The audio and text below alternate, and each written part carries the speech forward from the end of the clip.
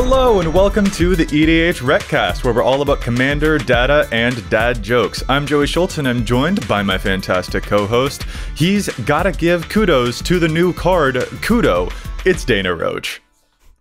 I was helping my son with his homework last night, and he was pretty sure that there were 2 hydrogen and 1 oxygen atoms in a water molecule, but I told him you can't trust atoms. They just make up everything.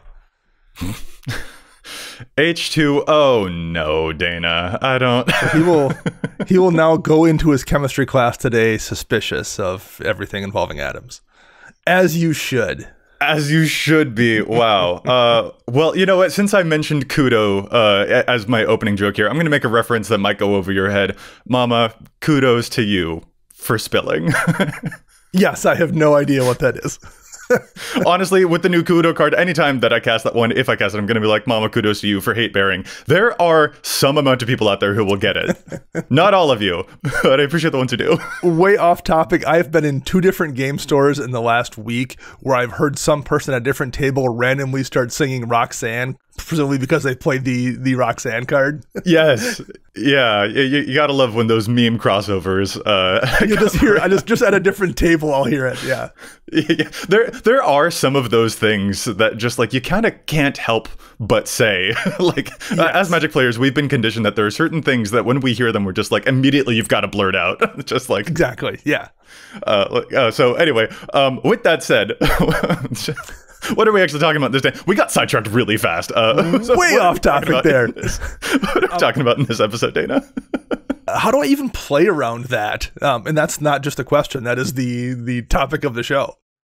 Yeah. Certain big haymaker kind of cards that can be a little game warping, I guess. These are kind of cards that like cause us to reconsider how it is that we're going to navigate this game. And we want to actually talk about what we do when we see those cards across the table from us. This is going to be pretty interesting, I think. But we've got some shout outs to do before we get into that topic now, don't we? First off, we're proud to be members of Team Ultimate Guard. We specifically sought them out as a partner because we genuinely love and use all of their products. We will be at a handful of events this year. I believe Joey's going to be at a Command Fest in Tacoma coming up, and we will all be at Vegas in the fall. And if you see us there, you'll see our decks are in katana sleeves. We are using Boulder deck boxes. We are genuinely fans of their products, and that makes it really easy to be a member of that team. So we can't recommend them enough, and you should definitely check them out and use our stuff like we do. I really just enjoy shuffling those. Like sometimes when I'm waiting on a video to get done exporting, I'm just like, let me grab a deck and shuffle it because the katana sleeves just feel so good to shuffle. It's really easy to fiddle with them. I genuinely like using them for sure.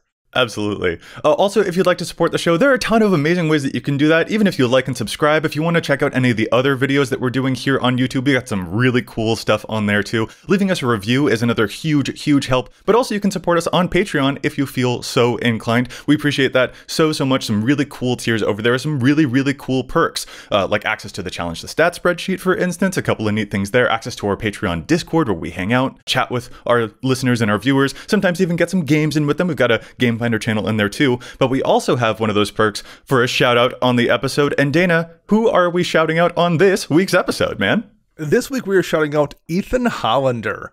And Ethan, Joey and I had a little conversation here off camera trying to figure out if we had used your name before, and the way we determined we hadn't was we tried to think of all the different iterations that Matt would go through, whether it was referencing Hollandaise sauce or referencing Holland or Tom Holland or whatever, and having not heard any of those things said, we realized, yep, this is probably not one that Matt has mentioned before. So Ethan Hollander, thank you very much for supporting this show. And Matt, thank you very much for making it easy for us to figure out that we have not shouted out Ethan Hollander yet for supporting the show. Dana, that's a little bit too much of a behind the scenes moment, man. We're pulling the curtain back too far on how our process works here.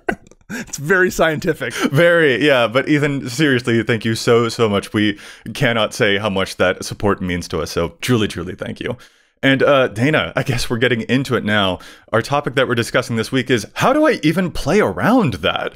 Some big cards from across the field that can alter the way that you've got to navigate that game. Dude, where do we even start? Yeah. Well, I think, first let's throw this caveat out there. This is going to be a little bit different than the metagaming episode we just talked about fairly recently. Oh, yeah. Because we're probably not going to talk about some of the things that like people do specifically to turn off someone's deck.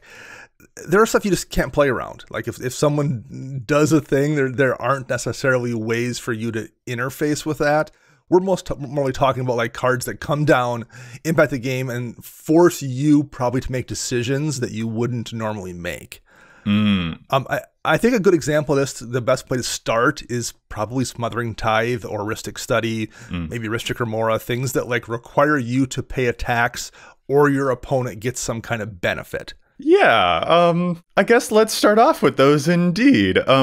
I do feel differently about all three of these cards, though. Like, the way that I play around each of these, I do think it's important to say is different. Like, I don't think it's always reasonable to expect people to, do you pay the 2? Whereas I do think that, like, yeah, I'm gonna pay the 1 on that Rhystic Study, and paying the 4 on Mystic Remora is the thing I have done ones of times. So, like, these do have different responses from me when I see them, but there are a lot of things that these can alter about the way that you engage with that game. They make you tentative about, like, how many spells am I going to cast this turn, how many cards, which spells am I going to play that might involve me drawing a whole bunch of extra stuff. Yeah, when you see these, suddenly the things that you're doing in the game, it's not that you can't do stuff, it's that you really have to very, very heavily consider, okay, what am I going to do now? So Dana, let's just start off with the Smothering Tithe. How do you play around that? Yeah, so one thing I think this is I think people may miss sometimes too. Smothering Tithe, you can actually look at the card you draw before you make the determination if you want to pay the mana or not. And I would advise you to take advantage of that. Like, there are definitely situations where you draw that and you're like, okay, depending on what that card is, that might impact how much mana you intend to spend that turn. Because if you've got 3 lands in hand and you draw another land, and you're like, well, I've got no plays this turn anyway, I might as well pay that tax. Versus if you have 3 lands in hand and top deck something you want to cast and you need the mana to cast that does impact things. So I would say, first of all, definitely be aware that it works that way, because I think a lot of people aren't to start with, and use that to your advantage. That can impact your decision and make a decision accordingly based on like what that card is and what it's going to do to your turn. Sure. Yeah, that makes sense. Beyond that, there are a lot of other variables too. Like, I feel way less bad giving someone a treasure token if they are hellbent or have nothing in hand. I'm much more cautious about them giving someone that treasure token if they're, holding a full grip. That mana can allow them to do a lot more. So there are variables like that. Do they have something Asian Iron Throne in play that like is going to deal damage when they sacrifice that treasure? If there's extra effects that treasure token gives them besides just mana, well, I'm also going to be more likely to make sure to pay that tax. It's definitely something I think you need to look closely at the board and make that determination. Also, if like you're the person on third base and the people before you have not paid and they've been not paying, and I think this applies to Rhystic Study too, at some point, you're just punishing yourself if no one else is paying. And you're like, well, what's the difference if the person draws 6 cards or 5? What's the difference between them making their 4th treasure or their 3rd treasure? Everyone else has just gone about the game. Does it really matter at that point? I think sometimes it doesn't. Sometimes if everyone else has like let them gain so much advantage, that one drop of water in the bucket is irrelevant, and all you're doing is setting your own game plan back. That's interesting. I actually feel a little bit differently about you. I agree on the Smothering Tithe point that is like, what? I generally don't think that it's like ward 2 on all of my draws is not like a thing I'm necessarily here for, if we can word it that way. Just like that, I feel like is such a tax that it would set me behind. That doesn't make nearly as much sense. Like, that's the kind of like, well, I'm probably going to fall behind anyway if I'm doing that on each turn, especially if other people aren't. Whereas if other people aren't paying the 1 for the Rhystic Study, I still am probably going to pay the 1 for the Rhystic Study, because like a drop in the bucket as a treasure token feels to me like a pretty different thing than a drop in the bucket as a card in their hand. Sure. That is one more chance for them to draw protective counter magic, for instance, or removal spells against my stuff. I feel a little bit differently about them on those two things. But I do get how seductive it can feel if, like, well, no one else is doing it and I don't want to fall behind. For the card thing, since it's such a, like, 1-for-1, I am giving them, like, an extra card in hand. That's huge. I feel differently about it there versus the Smothering Tithe. And I don't know, you mentioned Mystic Remora earlier. I will categorically say, you just can't. I just 4 mana, that's ridiculous. Like, yeah. Sometimes it will cause me to sandbag stuff. Like, Tithe and Rhystic Study will, like, just basically never cause me to sandbag too much stuff. Like, I'll pay responsibly with Rhystic Study, but I don't think that necessarily is as much of an input. And like Esper Sentinel too, actually. It's just like, you can pay the 1 on the Esper Sentinel, that's fine. But if they, like, pump it up to, it's like, all right, it's 5 power now, well, then, you know, whatever, I'm just going to keep playing my stuff. Like, I do need to advance my game plan. But there are different things. Like, a card in hand is a different creature to me than a treasure token on the field. And so that just feels like, to me, it's worth saying. Well, a really good example of that literally happened to me in a game last night where I had a Smothering Tithe in play and someone else had a Rhystic Study out. And I was very much not letting that person with Rhystic Study draw cards off my spells. And he did not care about me drawing treasure. To the point where if someone else was willing to not pay the tax and he could draw a card, he was like, yeah, it's fine, go ahead and take your treasure. Whereas the inverse wasn't true. I wasn't like taking I wasn't not paying my tax to allow him to do something where he would be perfectly willing to skip his to let me make the treasure. So yeah, the card is much more valuable than a treasure for sure. And do these cards being in play, if you don't have, you know, the immediate removal for them, for example, do they generally, you think, like, cause you to stop playing certain spells that are in your hand? Or is that something that you're like let's say you have a big draw spell in your hand and someone else has a Smothering Tithe. Is that something that you're too reticent to, like, I want to clarify, as a big draw spell, like, I don't think it's advantageous for you to cast a Windfall when someone has a Smothering Tithe in play. Sure. I have seen people hand games to other people when there's a Smothering Tithe in play. But, like, if you have the option to cast something that's going to draw you, say, like, 3 or 4 cards, is that something that you do not cast? I will cast it. Depends on the situation, but I absolutely have cast those. It just depends on what's going to happen. I always think of back to, like, I remember seeing what was the counter spell in Modern that was a big Remand. Sorry, took me a second to come up with it. Yeah, and I remember, like, why are people running Remand when it was kind of a heavily played thing in Modern? I didn't realize, because you're not letting the person cast the spell again. You're countering it and then killing them or winning the game, or something is happening before it becomes relevant. That tends to be my strategy sometimes. Like, if you see me not paying my tax on a Rhystic Study or something, that's because I'm killing you. Right? That's why I've let that happen, because I'm well aware that, like, no, I don't care how many cards you draw, you're going to be out of this game before it becomes relevant. If that's not the situation, yeah, I'm way more cautious about it. That makes sense, yeah. But as to what I play around it, like, again, it depends on the situation. If it's going to be a back-breaking play and I'm not going to let them be able to execute with the things they draw, then yeah, go ahead, draw your 3 cards, make your 3 or 4 treasure, or whatever it winds up being. An interesting thing that comes in here, you mentioned earlier, like, if the person doesn't have a bunch in hand. That is something that occasionally is part of my calculus, and it does not always go well. Sure. But, like, sure. if that person especially doesn't have, like, a card advantage engine, or if that's something that I have been able to stop them from getting, like, sometimes, yeah, if you have the mana and you play more of your stuff out, that puts you in a really dangerous position for a moment. But potentially that also, like, if you've got nothing left in your hand and you had all that mana, maybe that leaves you open to, all right, cool, now's when I'm going to cast the board wipe and wipe out all the stuff that you benefited from having those treasures. Right. And that's also sometimes something that I'm just like, you know what, intentionally, I will feed this a little bit, because it potentially puts you into a position where you think you're doing well, and that's when I actually find a vulnerability. Again, doesn't always work out, but it is actually a calculus that I think is sometimes worth considering. Yeah, the if-then flowchart of Rhystic Study and Smothering Tithe is very, very complicated, I think. Yeah. There's just a whole lot of, like, if, then this choices to make.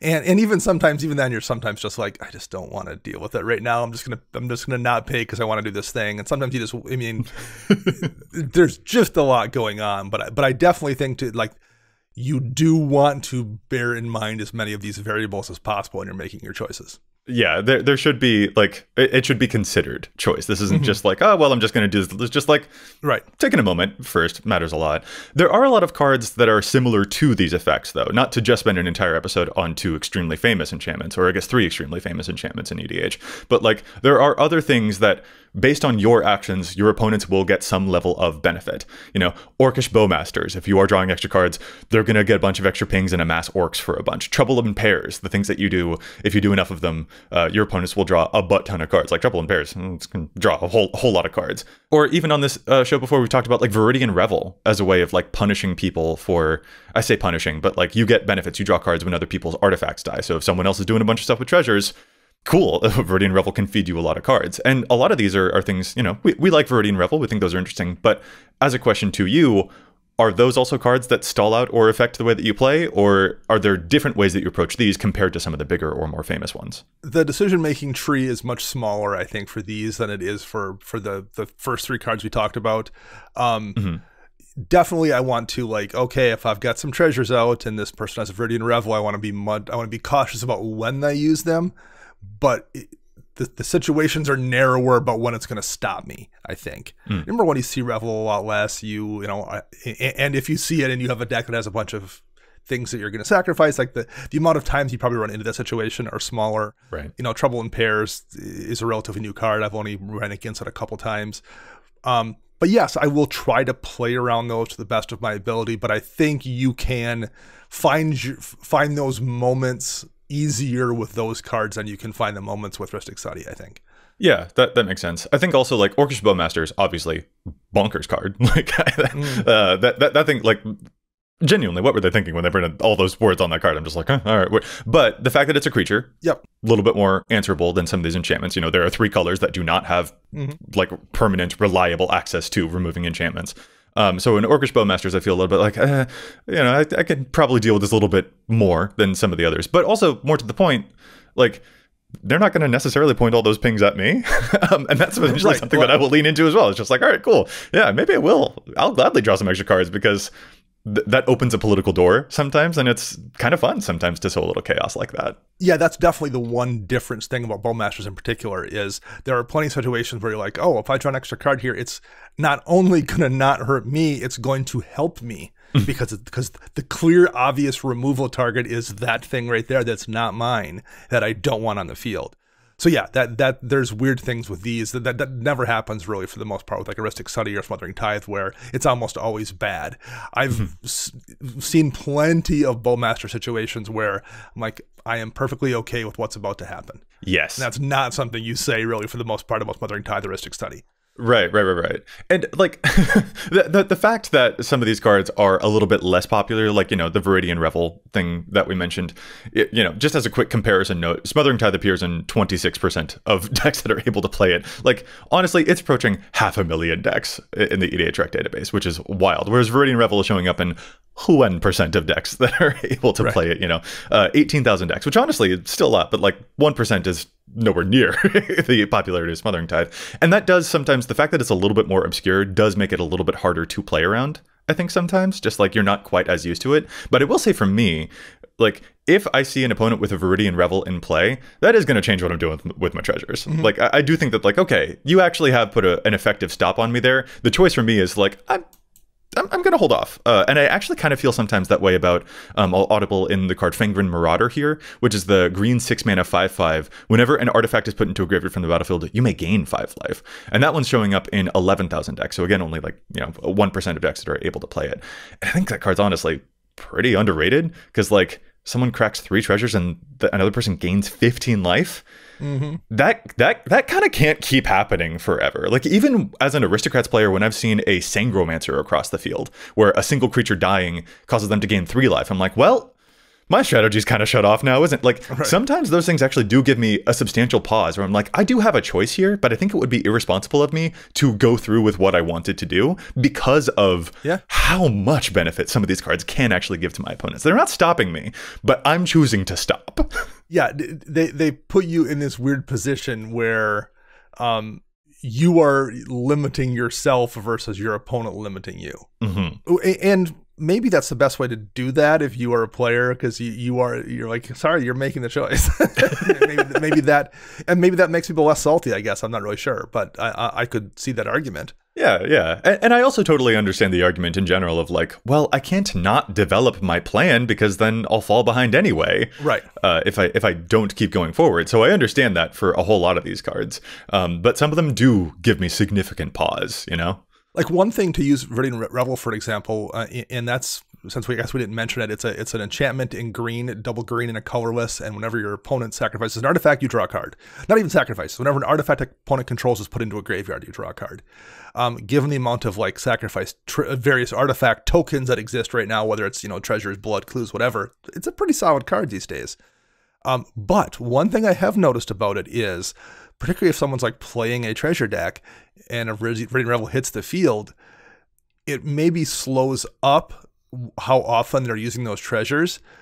But then all of a sudden you'll see that turn where it's like, I'm sacrificing 13. Go ahead and draw 13 cards. And you're like, oh, well, something bad's like, oh, they're about to go off anyway. Sure. Yeah, right. Yeah.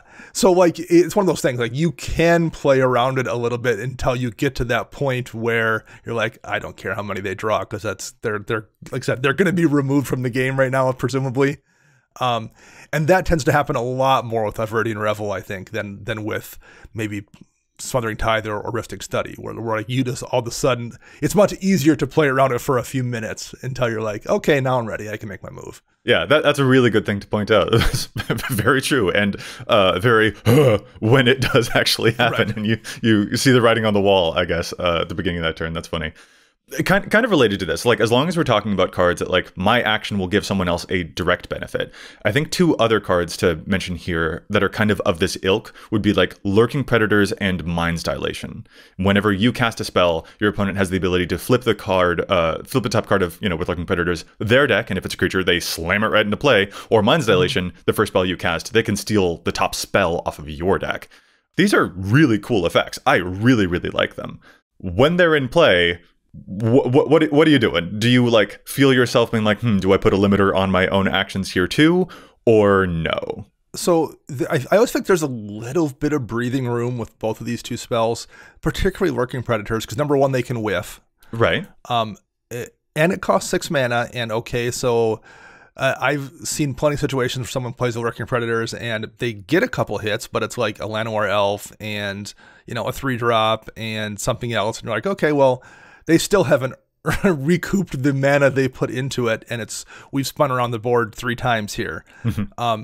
So there are situations where, like, even if you are not attempting to play around it, they don't really pay for themselves. You know, Mind's Dilation can work the same way. It's been my experience, as long as you are a little bit cautious, you don't have to alter your plays too much, but you're like, I was going to play this thing this turn, but maybe I'm going to hold back till next turn. Because they take so long to pay off, or it's so easy for them to not pay off, and they're so expensive, and they're kind of intimidating, they do, in my experience, kind of tend to get removed before really backbreaking things can happen if you just use your head a little bit. Honestly, yeah, I get that. I think there's an argument here that is similar to what we mentioned with Smothering Tithe earlier, where like sometimes this is the kind of thing that I feel tempted to lean into. It's just like, well, all right, cool. Sure. Maybe you're going to overextend, and that leaves you vulnerable to, for example, a board wipe if you've got all these creatures in play. Mm-hmm. Of course, Lurking Predators would then still stick around, though, and so like they could rebuild very quickly if it maintains being in play. Right. But in general, yeah, I actually kind of have almost a different approach to these, where I'm just like, you know what? I don't mind you playing cards like these, because you are going to be the problem if they work well. Absolutely. Yes. Yeah. But as long as you're forcing yourself to be public enemy number one, maybe what I'm doing is going to fly a little bit under the radar as a result of that. Right. Yeah. And that's another thing that I think is kind of fun to play around with. I don't feel hopeless against these cards at all. It's just like, listen, you're the issue. But that means that whatever I'm doing automatically looks a little bit less terrifying than what you're doing. Right. And that's something I plan to leverage. Yeah. Yeah, being the second threat is oftentimes the best situation to be in at a table,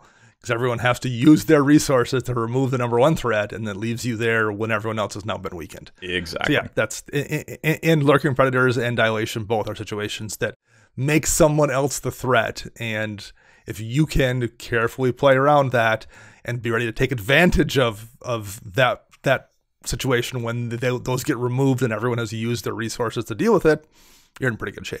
And with some of these cards too, you don't want to like stall out so much that you're not ready to strike once that person, that archenemy, has been a little bit unseated.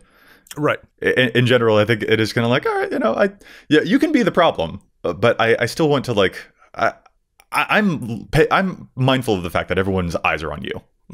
Right now, and that means that like when everyone's eyes are off of you, hopefully I'll be the next like head honcho, kind of in charge of the table. Right. Like I'll have done enough that like, yeah, we dealt with you and now there's me, haha. And like by that point, if everyone's just exhausted their removal spells on that thing that was going on over here, right, maybe their shields are a little bit lower for what I can do as a almost immediate follow-up. Yeah, you're like, this turn I was going to cast my commander and 2 mana rocks. And because this Working Predator's out, I'm just going to cast my commander because I wanted him play and I needed him play. Those mana rocks can wait until that Working Predators goes away, or you've annoyed someone else into, swinging at you or whatever.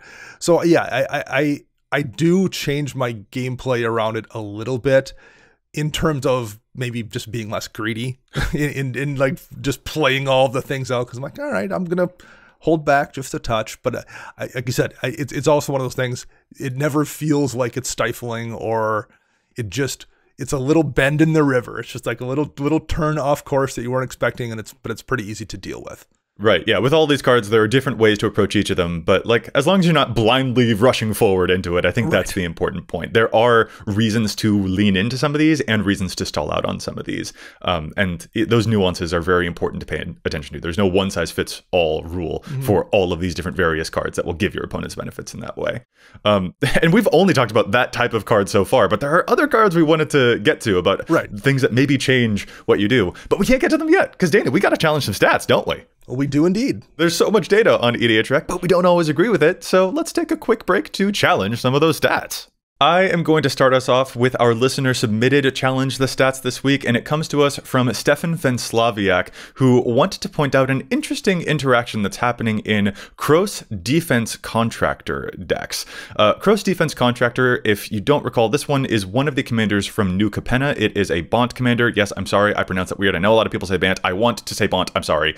It is a Bont commander, 2/4 Cat Advisor. The beginning of your upkeep, you put a shield counter on target creature and opponent controls, and whenever you put one or more counters on a creature that you don't control, tap that creature and goad it. It gains trample until your next turn. There are about 2,000 Kroos Defense Contractor decks in the EDHREC database right now, and Stefan wanted to point out some cards that might be a little bit overplayed in those Kroos decks. For example, cards like Noble Heritage and Orzhov Advocist are interesting cards that can put counters everywhere, and they're showing up in one of them showing up in over a third of Kroos decks, for instance, but there is a little bit of a non-bow that's going on here, potentially. For example, just to read Orzhov Advocist here, it says at the beginning of your upkeep, each player may put 2/1 counters on a creature they control. If a player does, creatures that player controls can't attack you or planeswalkers you control until your next turn. So Stefan points out that if you are just using these as like general political things, that's totally fine. But if you are hoping to get a trigger off of these effects because your thing is putting counters on stuff, that's unfortunately not how it will actually work with Kroos. Kroos says that you have to be the one who puts the counters on things, whereas these cards actually allow that creature's controller to put counters on things. So if you are playing these just for fun political stuff, again, totally cool. But if you are hoping to trigger, you're not going to. And frankly, there are probably other cards that you could be putting into these card slots instead. So Stefan, thank you so much for an awesome challenge. I have a challenge this week for a blue draw spell.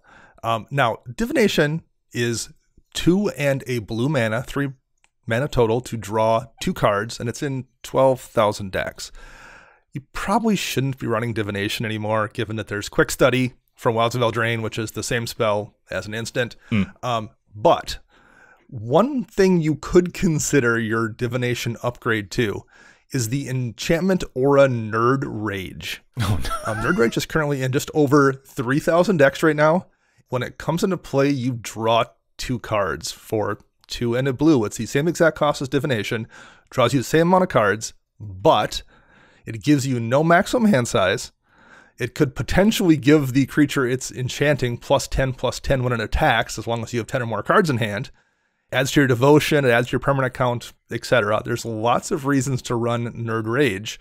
And if you are running Divination, or if you're looking for a relatively efficient draw spell in blue, I think people just miss it because it's an aura. And Nerd Rage is a really, really good card for the cost, and you should consider running it. It's just an over 3,000 X.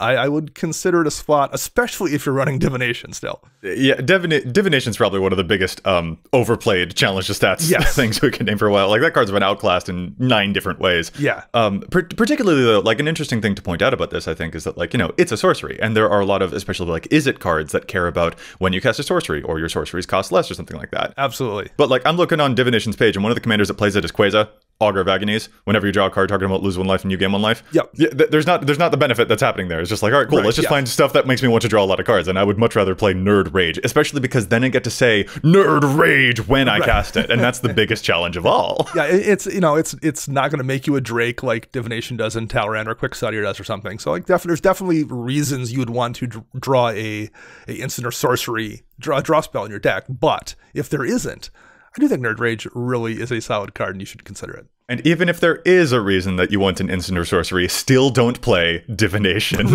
Right. Divination ever, yes. It's like the cancel of draw spells. Absolutely. These cards have just been outclassed. 3-man blue spells we can usually do a lot better than them in today's EDH world.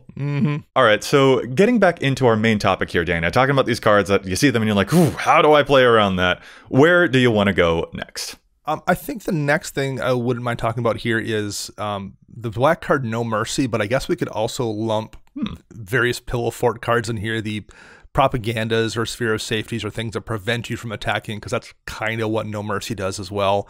No Mercy is an enchantment, double black, 2 colorless. In any creature that deals combat damage to the person who has No Mercy out, their creatures die. Whereas like Propaganda and Sphere of Safety, Ghostly Prison, those kind of things just force you to pay mana to be able to attack somebody. So kind of the same thing, or just discouraging you from attacking. And I do think those, like, you do have to play around them. I think particularly in the early game, you know, someone drops Propaganda on turn 4, well, you're just going to aim your chip damage probably somewhere else. Like that. There really isn't a choice, particularly like if it doesn't matter at that point. You're like, I don't really necessarily care who I'm swinging in to get 2 damage on here. I'm just going to do it because it makes sense to deal 2 damage. And if I can't hit that person with a Propaganda out or No Mercy out, I will just aim it somewhere else. Right. So you can play around it, but like it doesn't necessarily feel bad. It's later on in the game when you are trying to take people out that it becomes more relevant, I think. There's an interesting, like, inverse relationship between the effect that No Mercy has on you and the effect that Ghostly Prison effects have on you. Right. You know, with enough stuff in play, a Sphere of Safety is going to be like, no, I've got so many enchantments, it's just unrealistic for anything to attack me at all. Yeah. But with, like, a No Mercy, I think you've written down here in our show notes, it doesn't prevent an Alpha Strike. Right. But the ironic thing about Ghostly Prison is that Ghostly Prison doesn't prevent the chip damage stuff. It has the whereas like No Mercy, I probably don't want to attack with a couple of like 1-off or 2-off. You know, I do want to actually wait for the right moment. And you know, No Mercy is showing up in 2% of decks that can play it in 35,000 decks. It's a respectable card. And the Ghostly Prison showing up in 12% of decks that can play it. And for good reason. Like, they do stave off. They have that rattlesnakey type of effect. It's just like, listen, don't mess with me. Leave me alone. And those can be really, really good. But like, they are also still answerable in a lot of ways. Like, you can have a No Mercy in play, but if I attack you for lethal, that card's going with you and that trigger ain't resolving. And so like, I still feel like perfectly good. I'll leave you alone for now, but this isn't the safety net necessarily. And Ghostly Prison, it's just like, all right, so I'm still gonna like slow and steady will win this race. If I've got a big creature, I'm willing to pay it too. I can't for an entire army necessarily. Maybe I'll need to find removal for that, but like, I can get around both of these in ways that I don't think are affecting the state of my play quite too terribly. Yeah, for the most part, like, so, you know, Rhystic Study is immediately impacting the game in a way that you have to play around or just accept the downside of the fact that your opponent's drawing a bunch of cards. Whereas for the most part, with a Propaganda, No Mercy or something, you're like, oh, well, I can afford to play around this for multiple turns before it really impacts what's going on. Now, there's definitely situations where someone will drop it on turn 10 when you thought you had the ability to swing in with your army, and you're like, oh, that changes my plans. But like, for the most part, you have time to figure it out. And in anything where you have time to deal with it, you also have given your other opponents chances to deal with it, right? Like Rhystic Study, you know, everyone I guess wants to remove it, but something like No Mercy, like you can afford oftentimes like, okay, I'm gonna aim my attacks elsewhere, And because of that, because the person who has played the propaganda or no mercy is not being attacked, you're attacking someone else. And then does that motivate the other people to perhaps remove that propaganda? Sometimes I've absolutely seen that happen, where like someone who doesn't necessarily have a board state to swing out still removes the propaganda because they're the person taking all the attacks. Yeah. I am kind of curious, like, we're talking about these rattlesnake cards, things that are sort of like fending off, like, hey, don't come near me type of cards. There are a lot of other cards in this same type of category that aren't just about attacking. A card that I think we talked about on a previous episode was Aura of Silence, which is a white enchantment that makes your opponent's artifacts and enchantments cost 2 more mana, and it can sacrifice at any time to blow up an artifact or enchantment. Like, this card's really good, but when I see it, it's just like, oof, what am I going to do about this? Like, how many of these things can I cast? And if I do cast them, they're still going to die anyway. Do I deploy anything or not? Like, where are you at with those? I mean, it depends on the situation. There are plenty of times when I'm like, I just want to force it. Okay, you know what? If you have this Aura of Silence out, I'm just going to play this thing and you're going to have to blow it up, and then I can go on with the rest of my game plan. Like that I am sacrificing. I am doing a Queen's Gambit here. I'm giving up my queen to force you to trade out your bishop with the hope that the other things I'm going to do because of the positioning you took to take out that queen by removing your removal spell, basically, I can then take advantage of that. So I that's the kind of thing I very much lean into sometimes with rattlesnakes, where I'm like, I just want it to be off and I want it to be done so I can continue with my plan. I thank you 100%. Yes, Dana. Yes. I'm sorry, like, not to get too excited about this, but like, yeah. And I want to force the issue, whether it's like they've got the Aura Silence to play, or like a Pernicious Deed or an Oblivion Stone just waiting in the wings. Just like, yeah, that the removal's there. And to me, nothing makes more sense in those moments than just be like, well, then I'm going to force you to use it. Because it reminds me of like, if there's a person with a counterspell, like, we know they have a counterspell in hand. Cool. The worst thing that I could do is not play stuff worth countering. Right. And especially the worst thing that could happen is that everyone does that. And then that person gets to keep their counterspell. Like, they have fewer counterspells than we think. Play the thing. Force them to use it, because what a blue player doesn't want to be is shields down. And now they don't have it anymore. Right. And like, the same goes for these cards here too. All right, cool. You don't have the Aura of Silence anymore. I don't have my big thing, but you've just lost your answer. And now I can actually move forward, and so can everyone else. Like, yeah, just that is a big vulnerability to some of those cards. It's just like, forcing the issue is, I think, the solution. Yeah. I mean, similarly, like, I've seen the argument for people like, okay, if you go to remove my Nevindral's Disc, I'm just going to turn it and turn it sideways and blow everything up. I'm like, okay.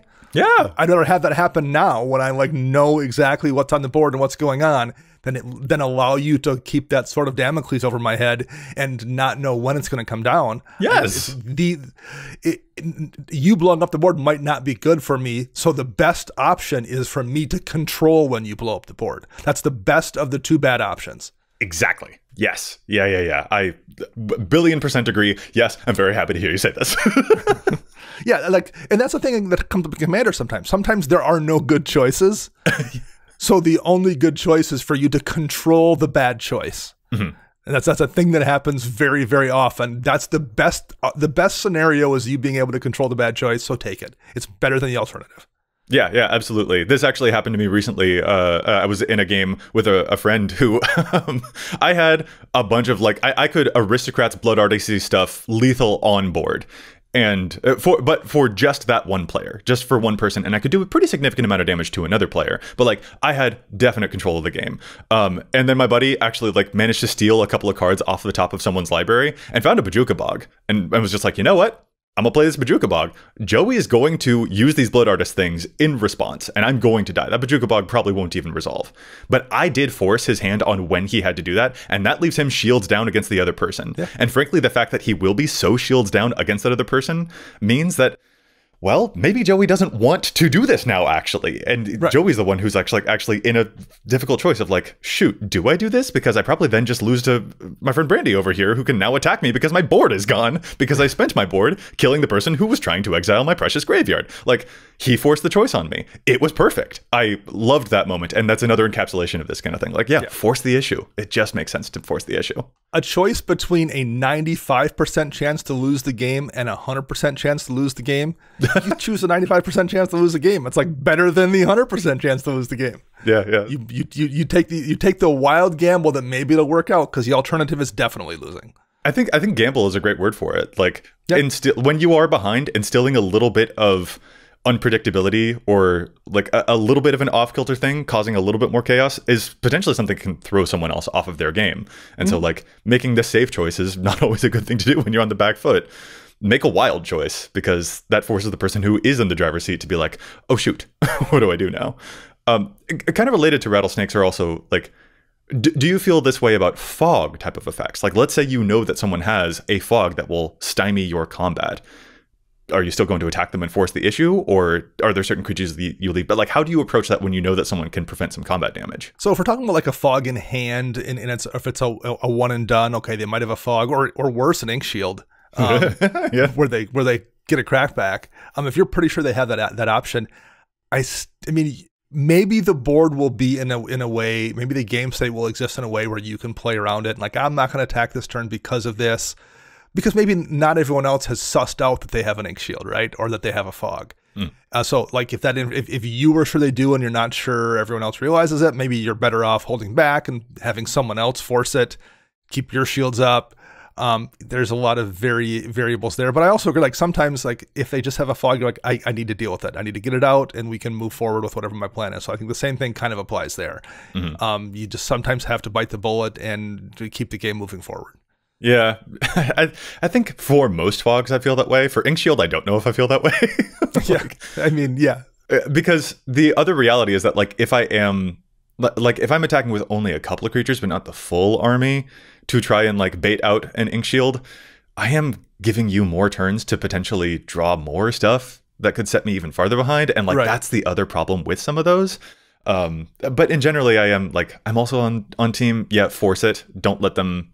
Fundamentally, like I've kind of pseudo used the fog by not having to use the fog, so to speak, because you didn't attack me and also I didn't have to use it. Like force that trigger, force me to pull that trigger, I guess. But with Ink Shield, it is still like, okay, I do want to make sure that I have a follow-up for this though. Like I want to be prepared for this one a little bit more, I think.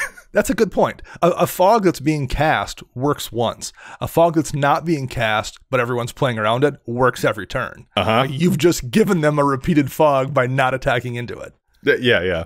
Those repeated fogs, I mean, those are like constant mists, even a glacial chasm. Like a lot of those are like very hard to get out from underneath. And in those moments, I am like, what do I do? But I think that's probably where I just start to be like, all right, a little bit of social stuff. The Spore Frog's only here right now.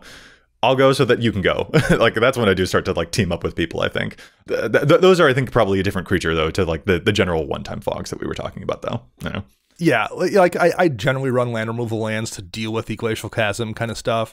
You know, sometimes when that Muldrotha deck has Spore Frog out, that's a situation where like you just need to have a conversation with the board and with the rest of the table to make sure everyone realizes like, okay, just so y'all know, the Spore Frog's going to exist every single turn. So we need collectively to deal with it or we're just going to lose this game. Like I think that's perfectly okay to have that conversation with the table, especially if folks don't really seem to like have been able to put 1 and 1 together and realize it equals 2, which is, you know, it's Commander. Sometimes like there's a lot going on and people aren't really realizing the long-term impacts of certain things, and you have to point it out. I think that's perfectly okay. And so that's some of the solution to some of these things are political or social. Like you just need to talk to the table and have everyone realize that we need to deal with this thing. Yeah, there are a lot of thoughts I suddenly have about this when it comes to like the social solutions that exist. Like, yeah, sometimes these things do require teaming up against an archenemy. You know, and just because you don't have an answer doesn't mean that there's no answer for sure.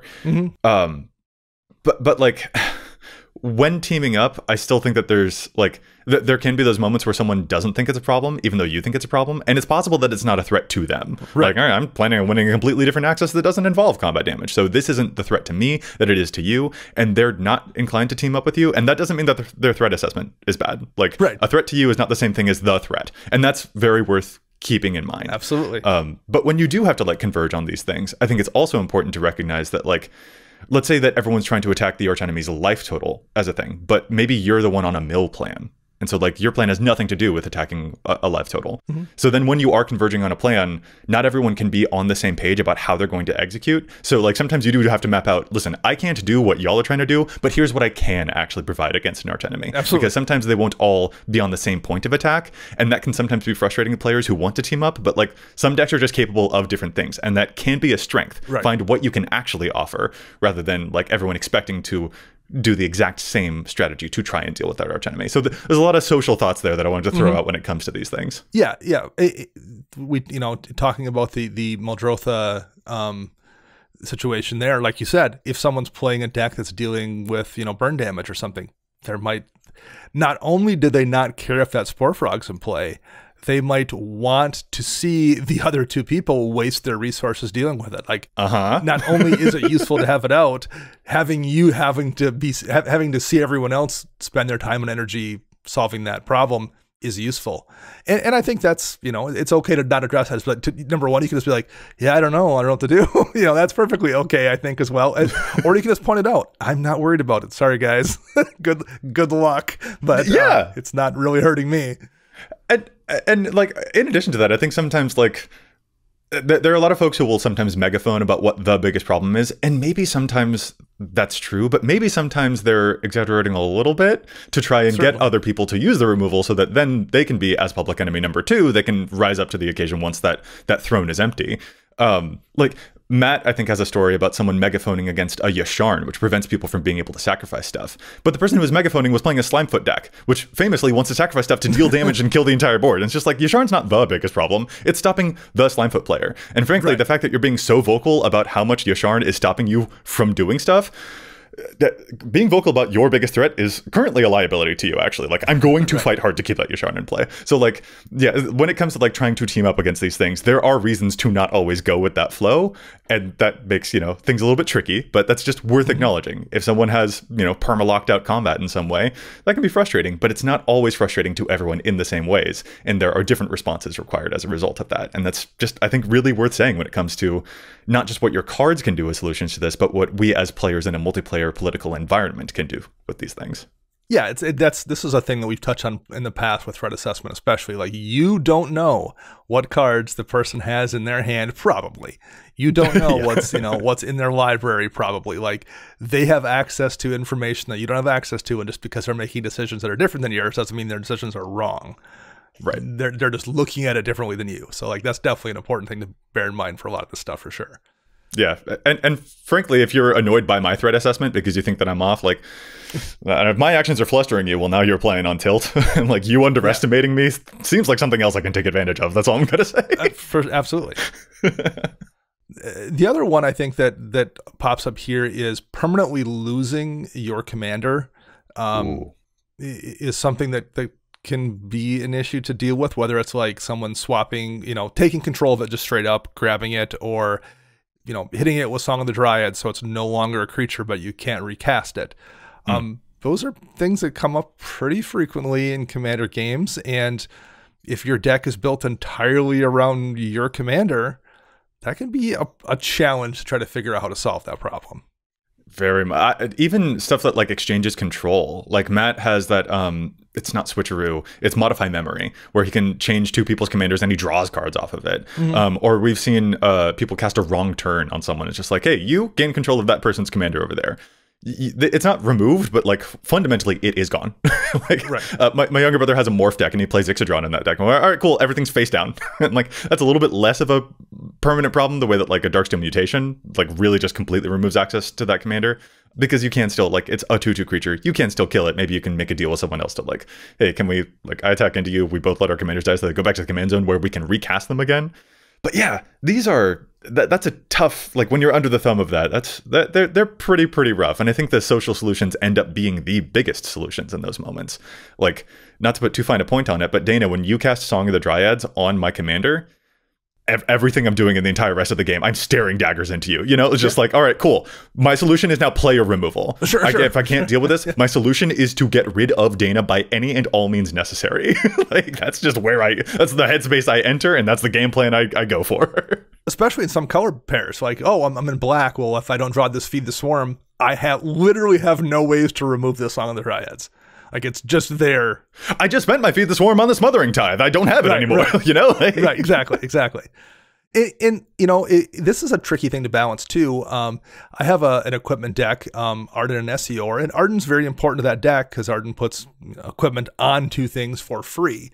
There are other ways to do that, and it's good to have a backup plan. It's good to have a Pure Steel Paladin or Sigarda's Aid in a deck until you have 4 games in a row or something where no one removes Arden, and then you draw that Sigarda's Aid that does you nothing at all on the deck then because your commander's out. So like finding that balance between having a backup plan without filling your deck with cards that are dead if you don't need the backup plan can be very, very tricky to do for sure. Honestly, I really like this. Like packing backup plans, that totally makes sense. If someone's, playing Modify Memory stuff, having a Homeward Path in your deck, totally. Like these things make a lot of sense as like stuff to pack. But again, you don't always draw them is the thing. Right. That definitely comes up. And like when we started to put notes together for this episode, as a general thing, I was kind of wondering how many of our thoughts would come down to like in-game solutions versus like brewing stage solutions. Like in the brewing stage, it makes sense for you to be like aware of your weaknesses. Like I am very vulnerable to someone gaining control of my commander and stuff like that. And that is a choice for me. It's just like, all right, is that a weakness I'm willing to accept or not? And different players with different commanders are going to fall on various points along that line. But like if the deck is the way that it is already, and then you're already in the game and you don't have those outs, or you just haven't drawn them, which, happens plenty of times because that's just how variance works. Like, what do you do then when you're just like, all right, brewing stage solution isn't a thing. I'm stuck in this moment now. Like, what is it that I do? And in general, I think that's why this topic is kind of valuable to me because I don't know, it's kind of that adage of people just being like, play the removal. To a lot of these, the simple answer is just, well, okay, remove it. Like, if you don't like the Smothering Tithe, kill it. If you don't like the Draenith Magistrate or whatever, kill it, get rid of them. And like, sure, but again, I can use Feed the Swarm on a Smothering Tithe, and then someone else drops a Smothering Tithe. I was like, all right, cool. Right. But also I think that like just saying, like if your solution is always just remove it, then you are costing yourself the ability to improve at the game because you're only looking at the tip of the iceberg and there are other things you can do. Right. So if you've locked down my commander, I want to be aware of the other things that I can do because then, all right, cool. That's why I'm staring daggers at Dana because I don't need my commander to still make his life miserable in that game. And that's what I'm going to do because the Song of the Dryads removal will be Dana removal. Yes. But no, that's a true, that's like, you can only bake so many answers into your deck. Yeah. Like this isn't Final Fantasy where like if one of your characters dies, you have a Phoenix Down in inventory all the time, right? Like you don't have access to an arsenal of things that you can pull out at will to solve a problem. You have to hope you have that in hand, and if you don't, you have to maybe have a strategy to deal with the fact that you can't respond to it. Well, and further to that point, like even if you've like stopped my plan we said we weren't going to talk too much about the types of cards that really can just lock someone out of the game, but to briefly touch on that, like it's kind of related. A commander is being pinned to the field can have sometimes to me the same detrimental effect as a Rest in Peace completely nuking me out of any graveyard strategies. That is going to shut down a lot of stuff, but like I can still recognize the liability that has actually put someone like Dana into if he does that to me, because it's not just that he's stopped a potential opponent from popping off, he's also lost a potential ally for when he is now not the archenemy, for when someone else is in a position of power. And that is something that is to me worth remembering as like what I have. Like he's just, you have lost something. You stopped me very effectively, but I also want to remember my power and what I can cost you as a result of that. Yeah, when you play that Draenith Magistrate, and yes, you're keeping maybe player A from playing that scary commander, but you're preventing the other two people that might have been helping you deal with that person's board state that was already built up before they played their commander. You're stopping them from assisting you. Like I said, we talked about the flow chart of decision making. There's just on a lot of these cards that flow chart is fairly large, and there's a lot of different variables you have to consider before you make the choices you make. Yeah, a lot of this comes down to just like reminding yourself of your agency. You are never helpless against the Tithes and the Studies. You are never helpless against someone perma removing your commander. There are still a lot of things that you have the ability to negotiate with, the ability to do, for sure. And your opponents have a lot of agency in those things as a result of it. And so just remembering that control that you have over those things is, I think, pretty important, and that can cause you to find some solutions that maybe you wouldn't have initially expected when you first saw that huge game warping thing come down across the table. And I would say also that there's very much, I think, a lot of butterfly effects in Commander. where the small decisions to play around things early on can be impactful later on down the road. When the person that when you made that decision early on, you're like, oh, I looked at the top card of my library and it's a land and I had nothing I was going to play this turn anyway, so I'm just not going to give them the treasure. Well, that treasure might well sit there for 5 turns, and when you didn't give it to them to have on turn 9 when they were making their big play and they're now 2 mana short because you were smart, that makes a huge difference. That little stuff can absolutely turn into something much greater later on. Yeah, and I think that's also a way to approach certain vulnerabilities. I think that's, honestly, I promise this is related. I promise there's a connecting thread here, but like one of the things that kind of like bums me out so much about like I'm going to play mass land destruction to solve green lands or something. One of the things that bums me out about like that statement is that it feels to me like such a very at a glance shallow solution that is missing a lot of other factors.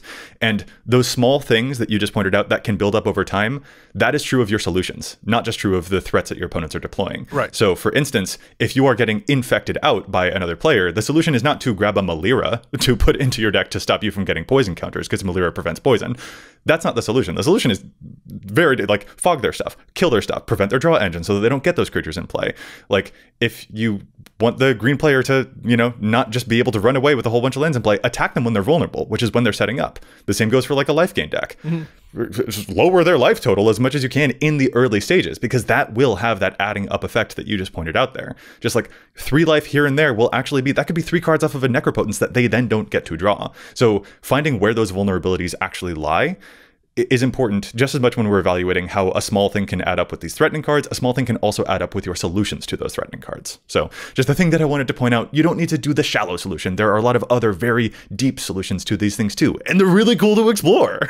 Yeah, that's one of the many fun things about Commander is just how like the ripples that one card coming down makes over the course of the game, and how that spreads out, and how then your responses to that create ripples that other folks have to deal with, that kind of thing. Yeah, it's the beauty of the intricacy of this game.